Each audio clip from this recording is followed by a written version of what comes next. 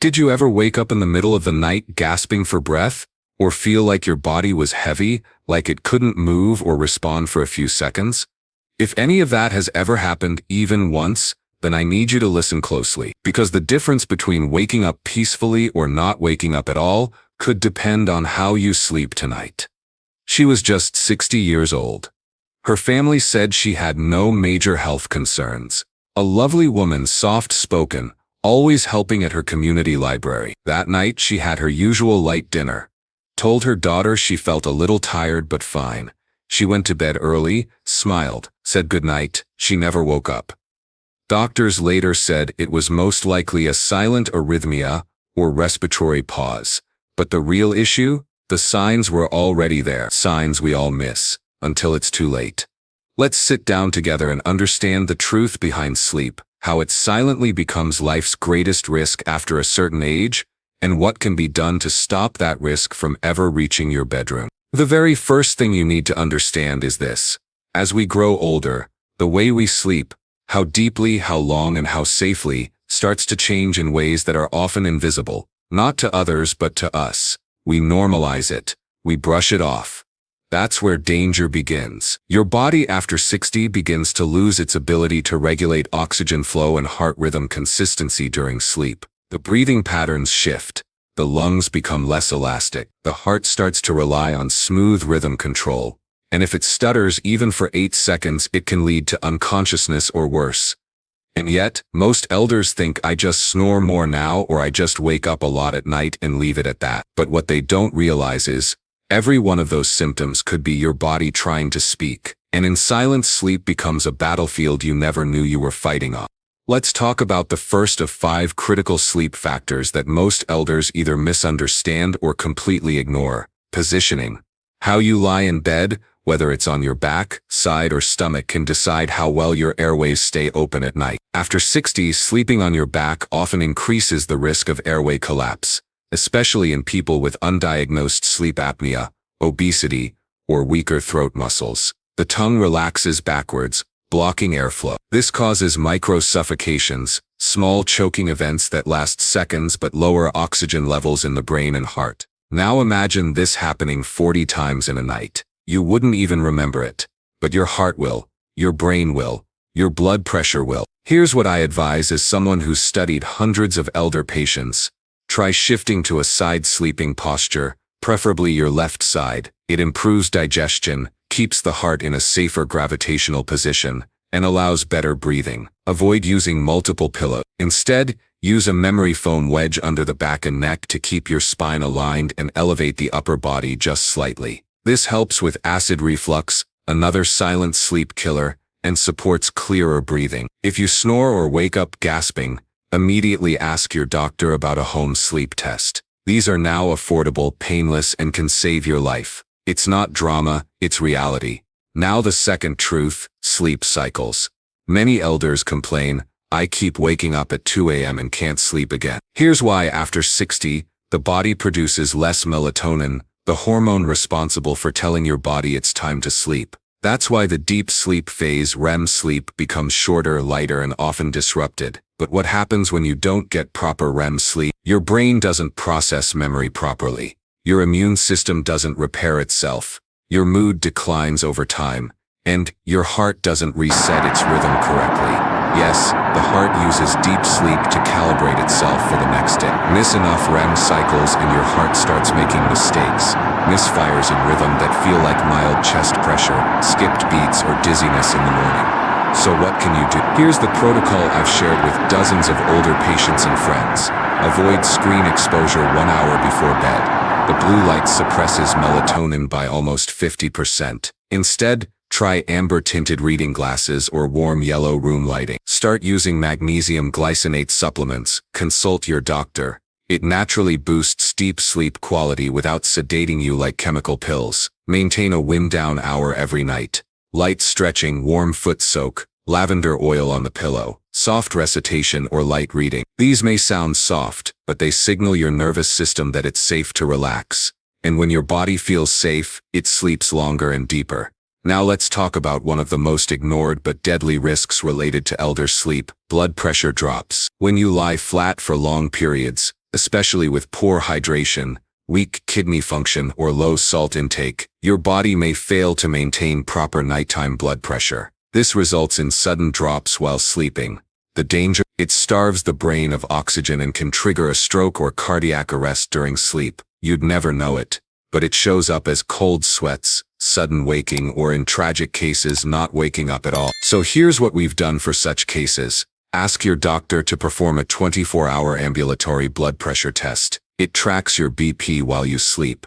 Consider very mild nighttime salt boosters, but only with physician approval. Always drink a half glass of water, not a full one, before bed to maintain volume without stressing the bladder. If you're on multiple BP meds, speak to your doctor about adjusting timing. Some should be taken in the morning, not night. We've also seen something quite emotional in our elder community: the grief sleep pattern. After losing a spouse, a friend, or even a beloved pet, elders fall into silent insomnia, not because they can't sleep, but because their soul feels lonely at night. If that's you, I want to pause for a second here. Your grief is not weakness. Your insomnia is not disobedience to health. Your sadness has rhythm. Your body is simply trying to feel safe again.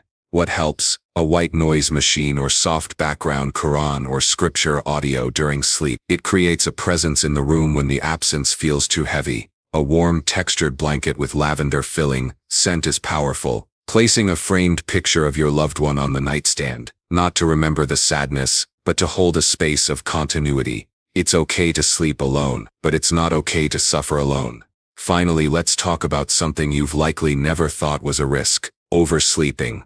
Yes, sleeping too long, more than 9.5 hours every night regularly, in elders may signal hidden issues like hypothyroidism, early cognitive decline, excessive melatonin or sedative use, heart efficiency decline. If you regularly sleep long and still wake up tired, this needs attention. Ask your doctor for a thyroid panel, have your heart rhythm tested, check vitamin D and B12 levels, both control energy conversion and blood oxygenation, and most importantly, track your sleep with a smart band. Data tells a story your memory may forget. And here's something I've learned across years of talking to elders: your body is wiser than you think. If it's waking up often at night, it's not trying to ruin your sleep. It's trying to save your life.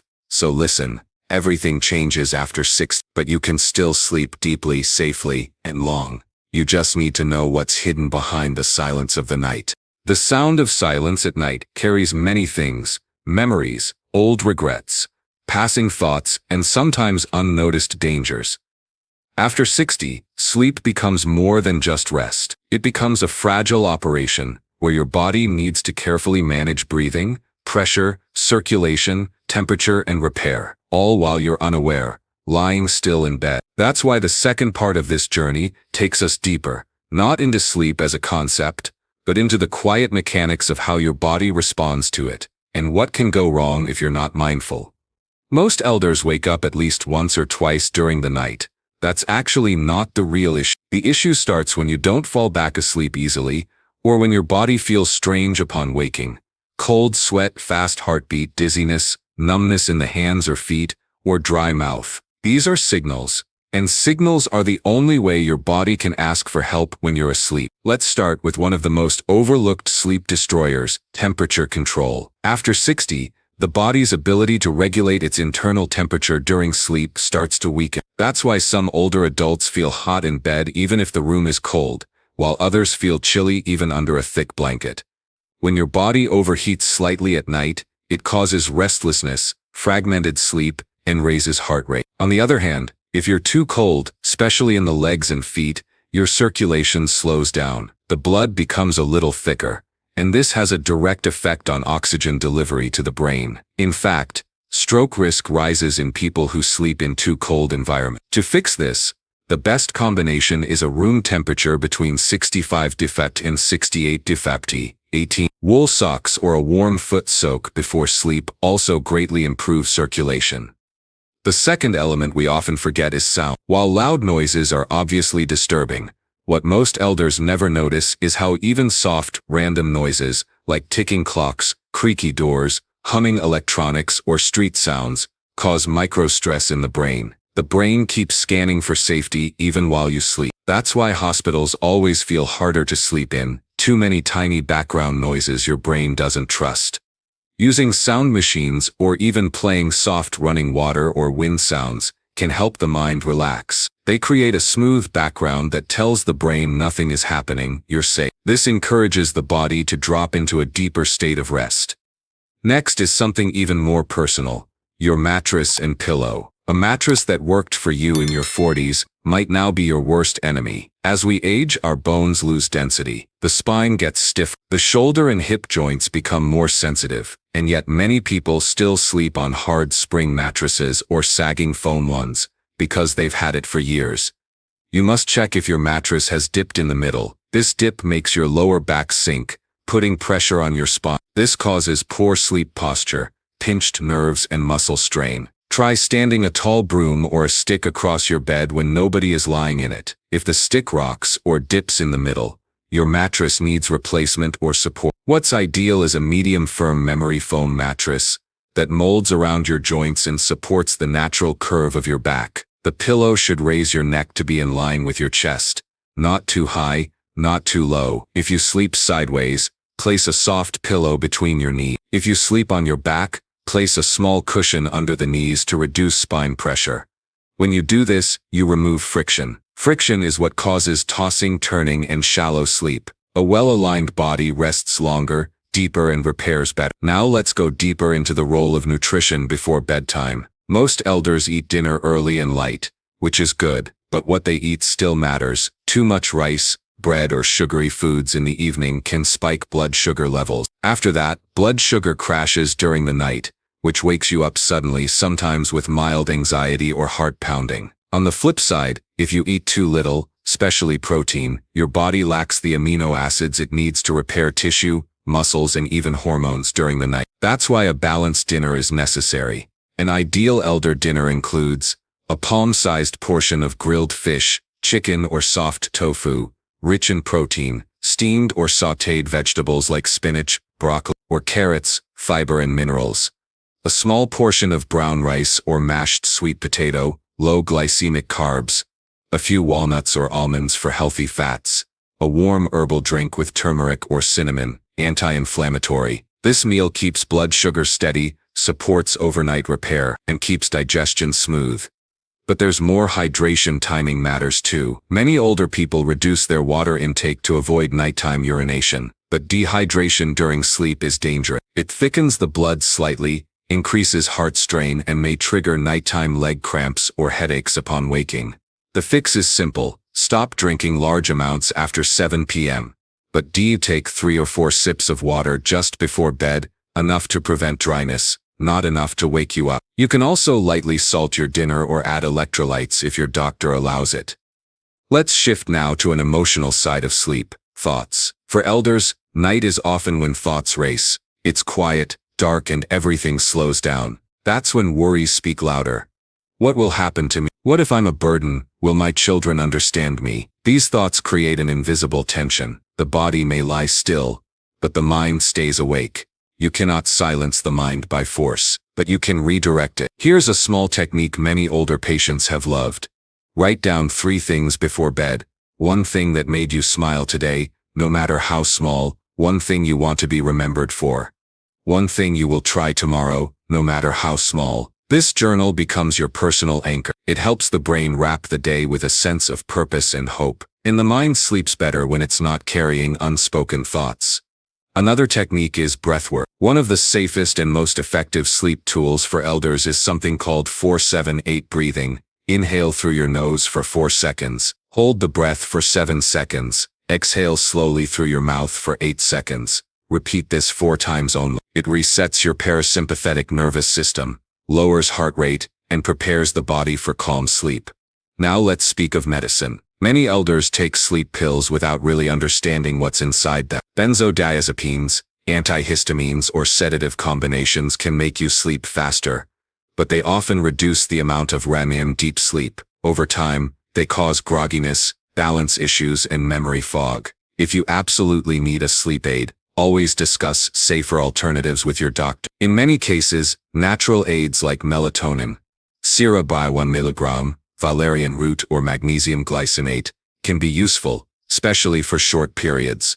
For some elders, medical devices may help. A CPAP machine for diagnosed sleep apnea keeps airways open and reduces nighttime heart strain. It's not just a sleep tool, it's a life-saving device. If your doctor recommends a sleep test and you're afraid, remember, breathing clearly at night may be the one thing that gives you better days. Let's move into mobility. People who move their body during the day sleep better at night. Even 20 minutes of morning walking improves sleep by evening. Exercise helps burn stress hormones like cortisol, allowing your body to fall into rest mode quicker. A simple elder routine might look like 10 minutes of morning walk in sunlight, vitamin D boost, 5 minutes of slow chair-based stretches at noon, blood circulation, 5 minutes of light evening movement, cleaning, watering plants, or walking. Avoid heavy exercise after, as it can make falling asleep harder. And finally, light. Your body needs exposure to sunlight during the day to sleep better at night. That's because sunlight tells your brain daytime is here, and when it sets, your melatonin starts producing naturally. That rhythm, called circadian rhythm, controls not just sleep, but digestion, hormone release, and energy levels.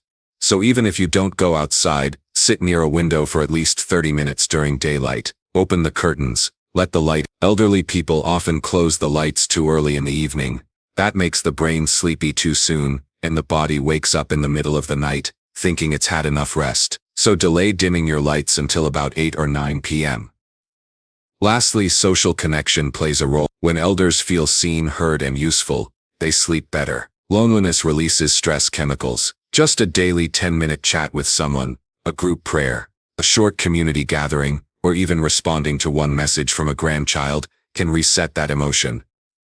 You're not sleeping alone. Your mind sleeps with your emotions, your beliefs, your regrets, and your joys. So treat those parts gently before bed. Give them peace, so they can let your body rest. Sleep is not a punishment or a slow fade. It's a reset, a daily restart of your biology, memory, and immunity. When handled right, it becomes one of the most powerful health tools in your elder years. And that's why knowing how to sleep is just as important as knowing when to sleep. Sometimes the last hour of sleep before waking is the most dangerous.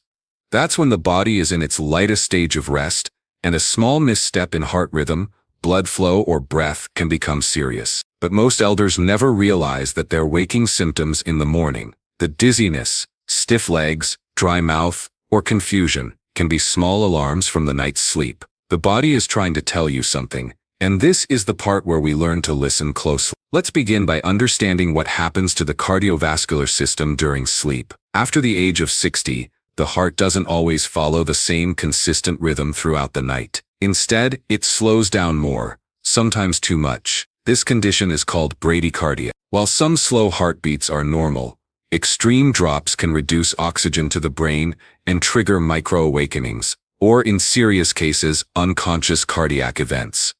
Now think about this.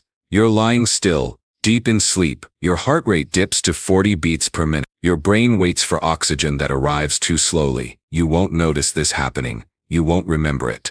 But over time, this nightly stress builds up, tiring your brain, aging your heart, and lowering your overall recovery. What can be done? Ask your doctor about wearing a 24-hour Holter monitor for one night. It records your heart's activity as you sleep. If it shows any dips or irregular beats, your doctor can guide further. It's better to confirm than to assume. If your results are clear, great. If not, there are options like adjusting medications, or in rare cases, small supportive devices.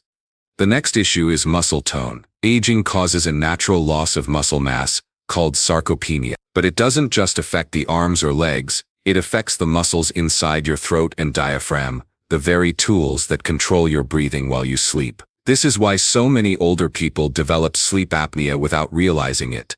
They think it's just loud snoring or bad dream, but in reality the airway is collapsing for a second or two dozens of times a night, causing micro-suffocation. Each time, the brain has to wake up, just a little, to force breathing again. This causes restless sleep, memory fog, morning headaches, and rising blood pressure. Solutions begin with lifestyle. If you carry extra weight around the neck or belly, even 5 kilograms can make a large difference. Gentle daily movement, better dinner timing, and fewer refined carbs reduce this stress. Devices like CPAP, continuous positive airway pressure, can also work wonder. Many elders find them awkward at first, but end up sleeping deeper than they have in years. If that seems too much, there are even smaller nasal devices that keep airways open. Your nose plays a huge role too. If you have nasal congestion, deviated septum, or chronic sinus issues, it forces you to breathe through your mouth at night, drying your throat and increasing infection risk. A steam session before bed, menthol inhalation, or nasal spray can clear the path for better airflow. Then there's the problem of nighttime urination, also called nocturia. Many older adults wake up once, twice, sometimes 3 or more times a night to urinate. The problem isn't just the urination, it's that this repeated disruption ruins your deep sleep phases, especially if it's hard to fall back asleep. In most cases, the cause is not just water, it's salt balance, kidney function, and bladder signal. Some elders have an overactive bladder that senses fullness even when only slightly filled. Others may be on diuretic medications or take their blood pressure pills at night, which increase urination. To manage this, limit fluid intake after sleep. Do a gentle leg elevation for 15 minutes before bed. Put feet on a pillow. This helps shift daytime fluid back to the kidneys earlier. Ask your doctor if you can move diuretic pills to morning. Perform Kegel exercises to strengthen bladder control muscles. If you still wake up, don't panic. Keep the room dim, avoid looking at screens or clocks, and return to bed calmly. Panic triggers adrenaline and keeps you awake longer. Instead, keep a warm wrap nearby, take 2-3 deep breaths, and lie on your side. Now let's address the deeper neurological side. How your brain cleans itself during sleep. Most people don't know that your brain has a self-cleaning system called the glymphatic system. It only works during deep sleep, and its job is to flush out toxins, plaques, and leftover byproducts from thinking, moving, and living all day. When elders sleep poorly or too little, this system slows down. Over time, harmful protein buildup increases the risk of cognitive decline and memory loss. How do we protect this system? Sleep at consistent hours. Sleeping one night at 9 p.m. and the next at 1 a.m. confuses the system. Avoid caffeine after 2. Even mild tea or decaf coffee can affect deep sleep in sensitive people. Stay active during the day. Movement helps the brain build enough sleep pressure by night. Keep your head slightly elevated during sleep. This helps fluid move through brain channels more effectively. Your brain isn't just thinking, it's washing itself every night. And deep sleep is the only time it can use soap and water. Now let's speak of grief and loneliness again. Not because we want to repeat, but because the silence of night often brings back things we thought we'd already healed. Elders often remember faces, words, or events at night that others forgot long ago. The mind travels into past beds, past rooms, past holidays, and sometimes tears come quietly. These emotional waves may seem unrelated to health, but they directly influence your sleep hormone. When sadness builds up in the chest, cortisol, the stress hormone, rises. It makes your heart beat faster, breathing shallow, and sleep harder. You don't have to hide from it. Instead, keep a small memory ritual before sleep. A prayer, a poem, or a whispered message to someone you love. Talk during the day. Don't keep everything for the night. Share a memory with someone in the afternoon. Avoid watching news or violent shows at night. These imprint stress in the mind before sleep. Even music helps. Slow instrumental or soft hymns can create a soft emotional landing before sleep. You're not trying to block grief, you're guiding it gently. Now let's touch something many elders have never connected with sleep: gut health. A poor digestive system leads to inflammation, and inflammation makes sleep shallow. Constipation, gas, or bloating may seem like daytime issues, but they silently lower sleep quality too. Add these things to your daily routine. A tablespoon of flax seeds soaked in water in the morning helps regulate digestion and clear bowels. A spoon of yogurt or fermented food like kefir during dinner restores gut bacteria. Avoid sleeping flat on a full stomach. Keep a 2-hour gap after dinner before bed. Chew fennel seeds after dinner to relax the digestive tract. When the stomach sleeps calmly, the brain sleeps deeper.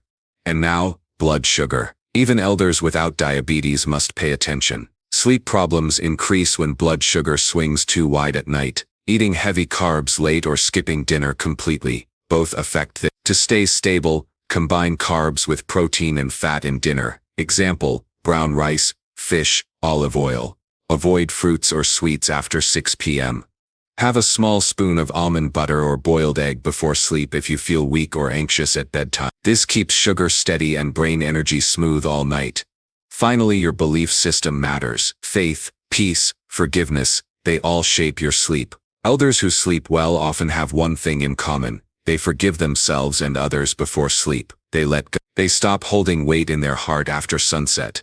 That doesn't mean forgetting pain. It means allowing the soul to rest at night. Reciting a verse, remembering a kind act, or even whispering a prayer for someone you once lost. It all creates internal peace. When the soul is calm, the nervous system sleeps better. And when the nervous system rests, the body repairs like it's meant to. So tonight as you lie in bed, remember these quiet truths. Your bed is a healing ground, not a battlefield. Every breath you take is a message that you are still here, still able to rest, to heal, to rise again. And just because sleep feels silent, doesn't mean it's empty. It is full of work. Your organs, your blood, your thoughts, your memories, they are all dancing quietly, restoring you. So sleep wisely, sleep gently, sleep as someone who knows that rest is not just a break, it's a rebirth. Every single night,